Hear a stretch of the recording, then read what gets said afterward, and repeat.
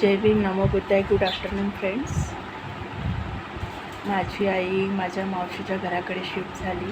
तिथून ती नवीन घरी नाही तर नागपूरला शिफ्ट होणार आहे. तर न सांगता सामान घेऊन गेली. कुठे शिफ्ट झाली तेही सांगितलं नाही. आणि माझी आता ॲलिमनी आहे. कोर्टची हिअरिंग आहे. से सबमिट करणं खूप आवश्यक आहे ठाण्याला जाऊन. जर से सबमिट नाही झाला तर एकतर्फी निकाल देतील ताबडतोब. मला जायला यायला पण पैसे नाही, खर्चाला पैसे नाही आहेत. कुठे जॉब नाही आहे. ऑनलाईन जॉब केला तर तेवढे पैसे मिळत नाहीत की आपला खर्च भागेल. आणि आरएमओचा जॉब हॉस्पिटलला मला मिळत नाही. खूप ठिकाणी रिझ्यूम दिले पण अनुभव नसल्यामुळे मला जॉब मिळत नाही. आई म्हणते की दुसरं लग्न कर, मुलीला पाळणा घरात टाक, तुझं तू कर. पण आपली सेटलमेंट पहिल्यांदा करून द्यायला पाहिजे ना.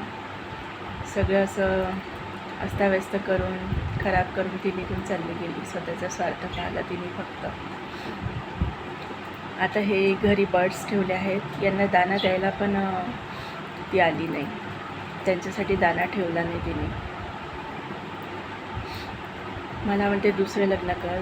जर दुसरं लग्न केलं आणि तोही व्यक्ती तसा निघाला किंवा माझ्या मुलीचा सांभाळ नाही केला प्रॉपरली किंवा तर मग ती कोणाकडे बघेल ना. तिची सोय तर मला करावी लागेल मुलीची. त्याच्यासाठी मी ॲलिमनी मागत होते.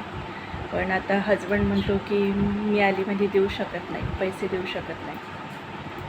त्याला यायला जायला सोबत पॅरेंट्सला आणायला, लॉयरला द्यायला, केस लढायला पैसे आहेत. फक्त मला आणि बेबीला आमचा सांभाळ करायसाठी पैसे नाही आहे. मग त्यांनी नांदवावं. नांदवण्याची पण त्याची इच्छा नाही, ताकद नाही. आणि तो कायदा कानून मानत नाही असा व्यक्ती आहे.